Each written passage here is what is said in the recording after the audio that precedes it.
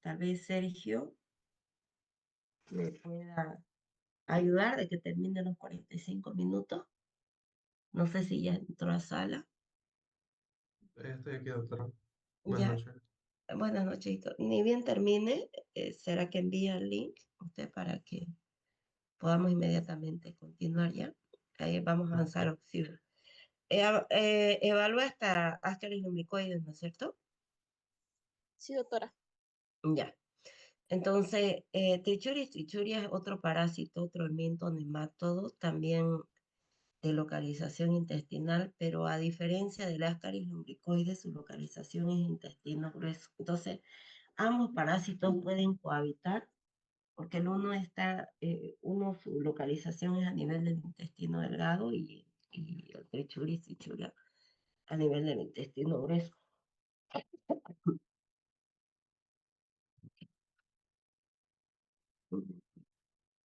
La familia Trichuridae, el género Trichuris y la especie Trichuria. Se conoce el nombre del parásito como tricocéfalo, por lo tanto la parasitosis sería tricocefalosis, ya lo más común. Entonces la tricocefalosis es una infección producida por el Trichuris trichiura. Este parásito se localiza a nivel del intestino grueso, principalmente recto y ciego. También es considerada una geomintiasis. Y en cuanto a la prevalencia, es algo menor que la del Ascaris lumbricoides. ¿Ya? Igual que el Ascaris lumbricoides, afecta preferentemente a los niños, habitualmente es comensal, pero este parásito ya puede penetrar la mucosa del intestino, tiene una parte más delgada, ya que puede penetrar la mucosa. Y cuando hay grandes cantidades, que no es lo frecuente, puede producir cuadros graves, principalmente deficiencia nutritiva. Entonces, el nombre de tricocéfalo deriva del término trico, que significa pelo. Como les decía, tiene una parte más delgada. ¿Ya? Perdón. La forma adulta igual es un gusano de color blanco, pero es más pequeño, más pequeño que el áscari. Puede llegar a medir máximo hasta 5 centímetros de largo, más delgado. Y como les decía, tiene en su parte anterior es delgada y las dos terceras partes es más gruesa. ¿Ya? Y a la parte posterior es más gruesa. Esa es más gruesa. El tubo digestivo se inicia con una boca que es pequeña y provista tiene lanceta en ambos lados. El Ascaris lumbricoide tiene 3 labios prominentes, esta tiene lancetita. Continúa el esófago, intestino, y ya en la parte donde termina el intestino empieza los órganos sexuales, ¿no? Masculinos o femeninos, porque existen gusanos machos y hembras. Y en la parte posterior, ahí se encuentran los órganos genitales. Ese es el aspecto que tiene el tricocéfalo o el trichuris trichura.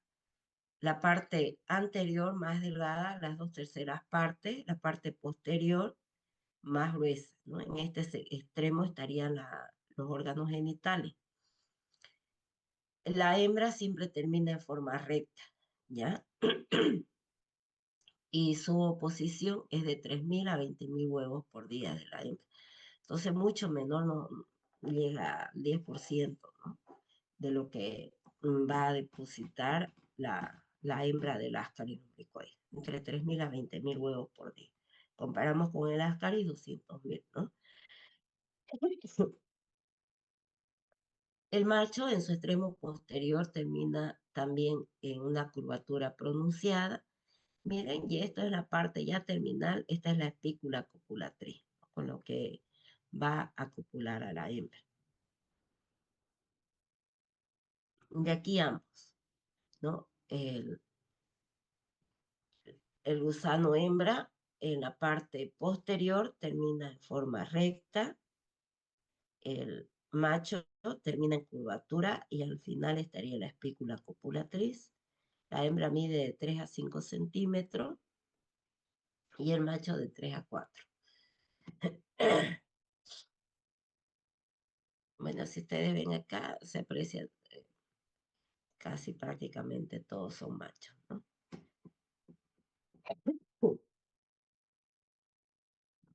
Los huevos tienen una morfología bien particular, son bien ovaladitos, con dos tapones en las extremidades, ya doble membrana de color café y le dan el aspecto a ser como el balón de fútbol americano, ya. Miden aproximadamente de largo 50 micras por 25 micras de ancho. Miren, esa es la morfología, ¿no? Entonces, ovalado de 50 micras por 25 de ancho, 50 micras de largo por 25 de ancho, doble membrana, obviamente, membrana lisa, y el contenido ya está en el centro. Entonces, este es un huevo fértil recién emitido, y ya cuando sale al medio externo tiene que embrionar en tierra. Entonces, por eso también se considera como un geomintiasis, ¿no? Entonces, ese es el huevo, son los dos extremos, los taponcitos. Y este vendría a ser el huevo embrionado, huevo larvado. Si ustedes se dan cuenta, se aprecia mejor la doble membrana, pero también en el huevo larvado, embrionado, se ve la larva.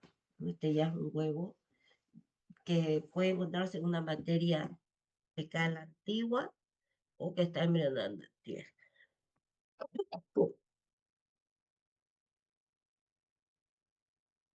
Aquí la comparación del huevo fértil y el huevo larvado o embrionado. Este parásito no realiza el ciclo del oso, ¿se acuerdan? Va directo. Entonces una persona se infecta cuando consume alimentos, vamos a decir así, alimentos crudos o contaminados con huevo embrionado de Trichuris trichura, ¿ya? Entonces, el, el alimento que está contaminado con huevo, entonces es deglutido, llega al estómago, en el estómago se debilita la doble membrana y cae la larvita. Y esta se aloja en el intestino grueso, recto y ciego principalmente. Y ahí se desarrolla hasta convertirse en forma adulta, ¿ya? Bueno, las larvas que, miren, hasta convertirse en forma adulta. El macho copula a la hembra y la hembra elimina huevos fértiles, ¿no? En el medio sale con la materia fecal y en el medio externo, en el embrión va desarrollándose, bueno, en el contenido va desarrollándose hasta convertirse en larva, ¿no? Y a eso denominamos huevo larvado o huevo embrionado. Y este contamina alimentos, agua, etc. Entonces una persona se infecta cuando consume alimentos que estén contaminados con este huevo larvado o embrionado. ¿Ya? Se debilita, ingresa vía oral, llega al estómago, bueno, es deglutido con los alimentos, el huevo, llega al estómago, en el jugo gástrico del estómago debilita esta doble membrana, cae la larva y se incuba a nivel del intestino grueso, ¿no? Ahora, como es más delgadita la parte anterior, Entonces puede penetrar en la mucosa del intestino grueso, ¿ya?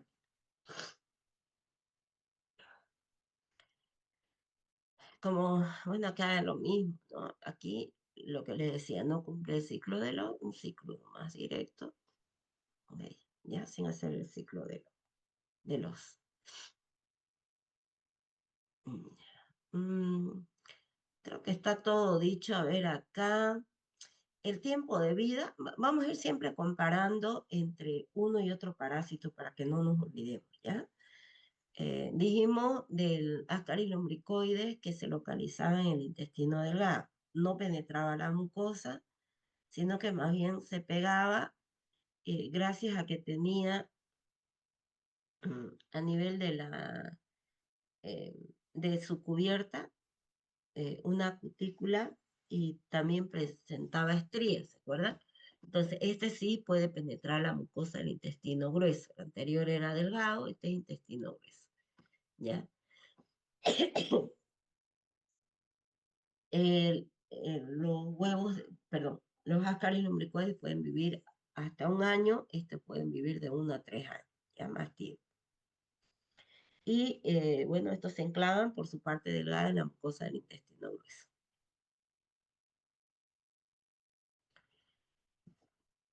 Mm. ¿Cómo pueden penetrar? Gracias a la lanceta retráctil. No se olviden que el ascaris solo tenía labios prominentes, este tiene una lancetita que puede funcionar como órganos cortantes, ¿ya? Mm. Ah, mm, Después de ingerir huevos embrionados, ya se pueden tener parásitos adultos con capacidad de producir huevos en un periodo de 1 a 2 meses. Este más o menos aproximado con el ascari era aproximadamente mes y medio, ¿no? No sé si recuerda, este de 1 a 2 meses. Y la hembra del ascaris lumbricoide podía tener una oposición de 200.000 huevos por día, este es de 3.000 a 20.000 huevos por día. ¿Qué más? Ahora, los huevos embrionados pueden permanecer por varios meses, inclusive años, siempre y cuando el suelo no esté seco, sino que más bien sean suelos o terrenos húmedos, ya sombreados, esos van a ser los más propicios. Y después de que han salido los huevos, cuando han sido emitidos por una persona que tenga localizado en su intestino grueso estos parásitos, una vez que hubieran salido, tardan aproximadamente unas 2 semanas para desarrollarse la larva, ¿ya? Ahora, la principal patología producida por los tricocéfalos proviene de la lesión mecánica. ¿Por qué produce lesión mecánica? Porque las lancetas de alguna manera cortan y eso ayuda a que corta la mucosa del intestino grueso y eso ayuda a que el parásito pueda introducirse por la parte anterior de la mucosa, por su parte anterior a la mucosa del intestino. Esta lesión traumática causa inflamación local, edema y hemorragia con pocos cambios histológicos, pero son pequeñas hemorragias chiquititas, ¿no? Ahora, en niños con infecciones crónicas se ha detectado aumento de la IgE circulante y en la mucosa del colon se han encontrado elevadas cantidades de histamina y de mastocitos, todo lo que nos está indicado un proceso inflamatorio, ¿no? Y alérgico además. La gravedad de la patología es proporcional al número de parásitos. En casos graves existe una verdadera colitis y cuando hay intensa invasión al recto, entonces, y si esto está asociado además a la desnutrición, puede presentarse el prolapso de la mucosa rectal. El prolapso es si este niño además tiene desnutrición. Parecido a un cuadro clínico con la mebiasis intestinal, ya, como produce penetración, entonces un cuadro clínico similar. No sé si se acuerdan que se hacía diagnóstico clínico diferencial de la mebiasis con la tricocefalosis, ¿no? Entonces, lo mismo. Ahora, la pérdida de sangre que ocurre en los casos de infecciones severas se debe a hemorragia causada por la colitis y el prolapso rectal. Su mecanismo de acción no es exfoliativo, o sea, no consume sangre el parásito, ¿no? Sino que produce, más bien por la lesión traumática, produce pequeñas hemorragias. Ese es un prolapso rectal donde se ve que el recto sale a través del ano. Ya, ese es un prolapso sangrante. Eso se llama prolapso rectal.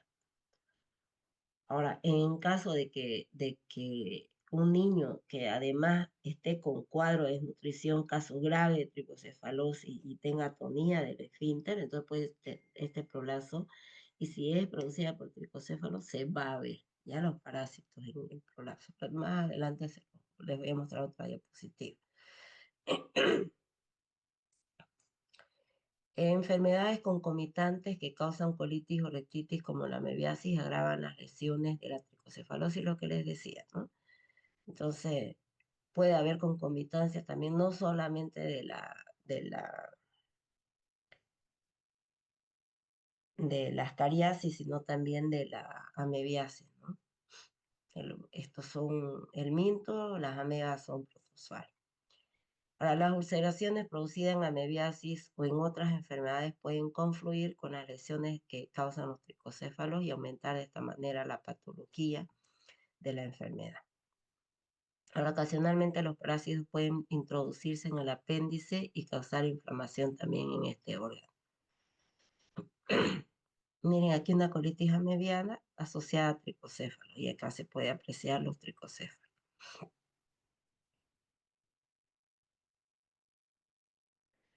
Bueno, inicialmente la lesión mecánica al introducir el parásito, este es como un resumencito de lo anterior, ya puede producir inflamación local, edema, hemorragia y en casos graves, y siempre esto va a depender del número de parásitos que se encuentren, puede haber colitis con un cuadro de disentería, entonces inflamación y también diarrea con sangre, ¿no?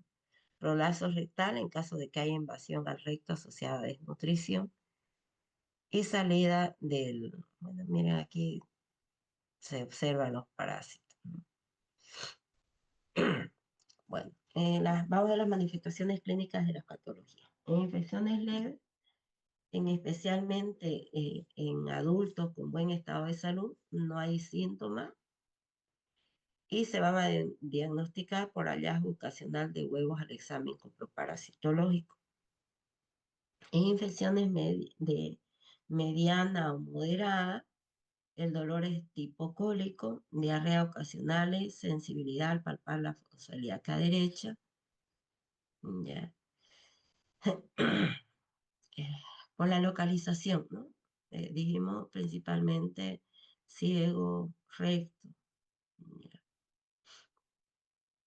En infecciones intensas, entonces, y especialmente en niños desnutridos, entonces puede haber dolor tipo cólico, diarrea con moco y sangre, tenesmo, pujo,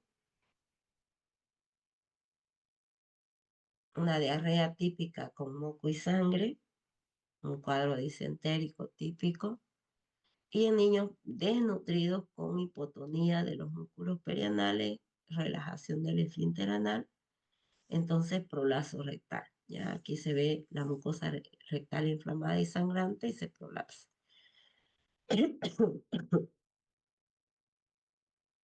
Y esta mucosa prolapsada del recto puede dejar de manifiesto los parásitos. ¿Ya? Miren aquí. No sé si se puede ver. Hay un prolapso con gran cantidad de parásitos. Muy pequeñito en todo ello, ¿no? Cognitiva, ¿ya? En un niño, por ejemplo, que tenga anemia y un alto grado de nutrición, pueden haber características típicas como dedos en palillo de tambor, ¿ya? Y bueno, desnutrición intensa también, abdomen abultado, palidez, típico también de una anemia, ¿no? Estos son los dedos en palillo de tambor, ¿ya?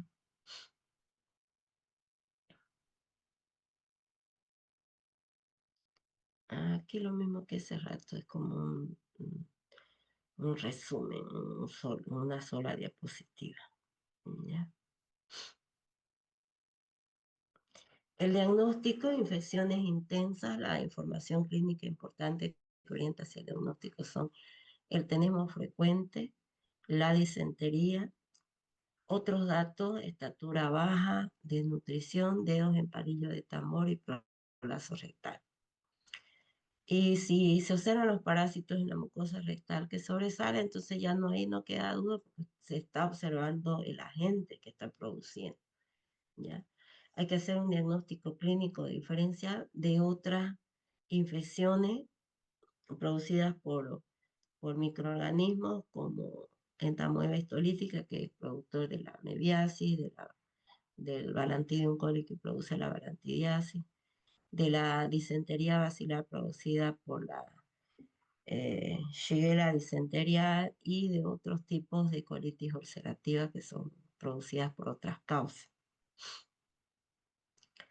En el diagnóstico laboratorial, sí o sí debemos de solicitar, mejor si hacemos un examen directo seriado, donde se solicita muestras de materia fecal en 3 días diferentes,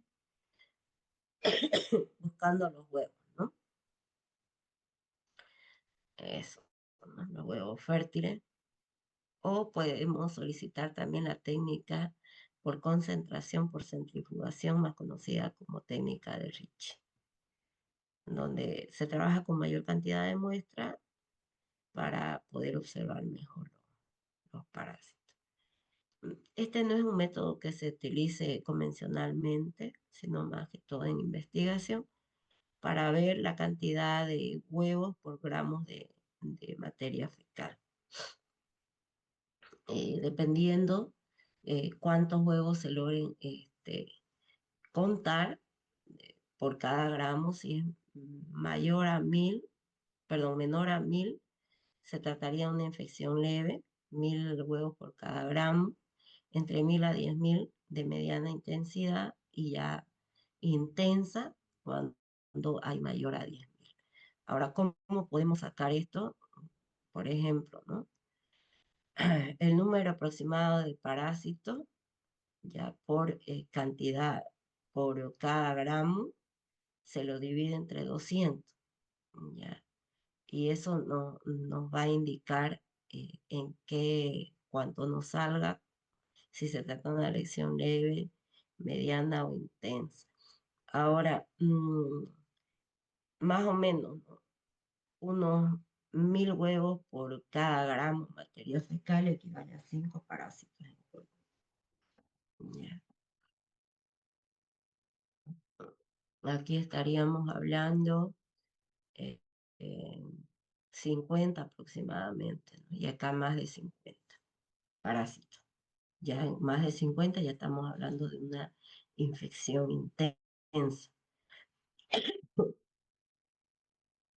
En adultos y niños bien nutridos pueden existir infecciones de intensidad mediana sin que haya síntomas, inclusive. Ahora, igual, ¿no? A través de la rectosigmoidoscopía podremos observar los parásitos y la mucosa del intestino grueso. ¿Ya? Y miren, aquí por ejemplo una rectosigmoidoscopía donde se observa una mucosa totalmente invadida por adultos de trichuria. Una mucosa inflamada y además hiperémica, ¿no? Hemorrágica. Igual, miren acá, o mediante la colonoscopía también. Bueno, la tricocefalosis es también una geomentiasis adquirida por vía oral y las condiciones ambientales adecuadas para adquirir esta parasitosis son temperatura y humedad elevada. Hay mayor frecuencia de tricocefalosis en las regiones tropicales húmedas y cálidas. Y los factores relacionados con el huésped son la edad, es más susceptible en niños, entre niños en qué grupo etario, de 2 a 5 años, Otro factor es la pobreza, poca higiene, la actividad que pueden realizar los niños pequeños, como es la geofagia, consumir tierra, comer tierra, la falta de educación y la desnutrición. Ahora, los huevos de trichuria son más sensibles a la desecación de los ácaros y para que se mantengan en el medio externo necesitan que la tierra esté húmeda, que los terrenos húmedos. La prevalencia mundial en 2006 fue calculada y de trichuria fue de 795 millones de personas con esta parasitosis. Bueno, si comparamos la intensidad de la tricocefalosis, hay predominio de las formas leves en relación a las infecciones moderadas y las intensas. En cuanto a la prevención, control del saneamiento ambiental de la comunidad, permíteme un ratito, voy a poner en silencio mi teléfono.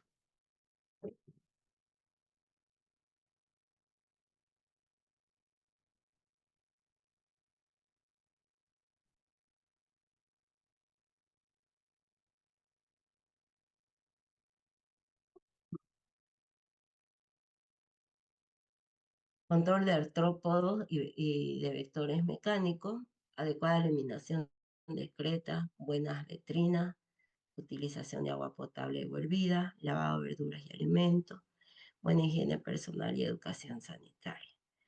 En cuanto al tratamiento, las infecciones leves sin manifestaciones clínicas, decimos que no requieren estrictamente tratamiento, pero mejor si se las realiza.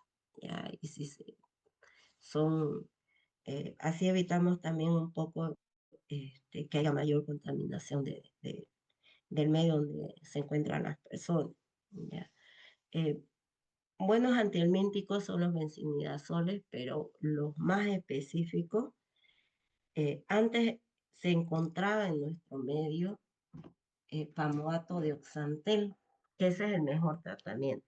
Entonces, sí puedes responder al mebendazol, al albendazol, pero es más efectivo, mucho más efectivo el pamoato de oxantel, pero como ya no viene en el comercio, hay una combinación que viene pamoato, pirantel, oxantel. Ese ahora se consigue y ese es nuestro tratamiento de elección, ¿ya? Bueno, esto ya ustedes lo tienen, ya les he dado de mebendazol. La dosis es 100 miligramos cada 12 horas durante 3 días y viene en presentaciones en comprimido. De 100 miligramos viene en suspensión de 100 miligramos por cada 5 ml y viene otra presentación en comprimido de 500 miligramos, ¿ya?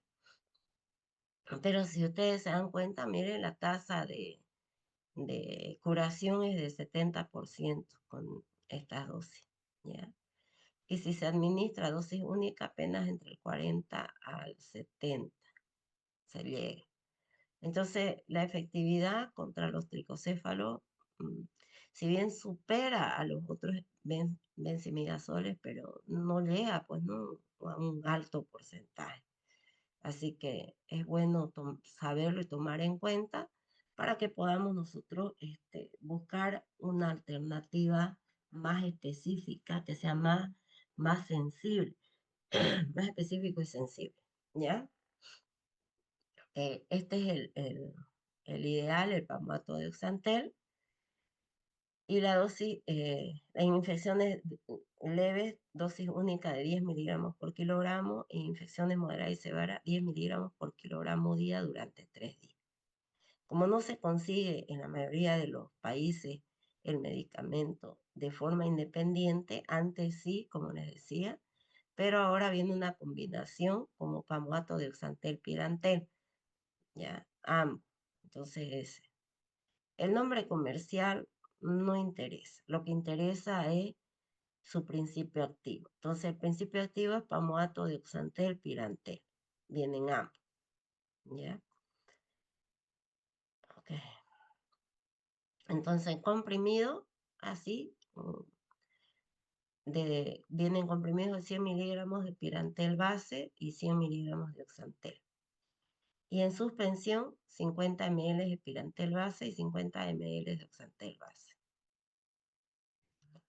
Es un medicamento altamente efectivo en el tratamiento de los helmintos, llegando a tasas de curación del 98% en tricocefalosis. Por eso les decía, si comparamos con el 70% y apenas si llegamos también a un 70% con el albendazol, entonces el tratamiento más efectivo y el de lesión sería el pamatoxantel pirantel.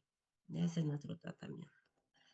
La dosis y duración del tratamiento es 10 miligramos por kilogramo dosis única en infecciones leves y en infecciones moderadas y severas, 10 miligramos por kilogramo día durante 3 días en infecciones, como decía, moderadas y graves.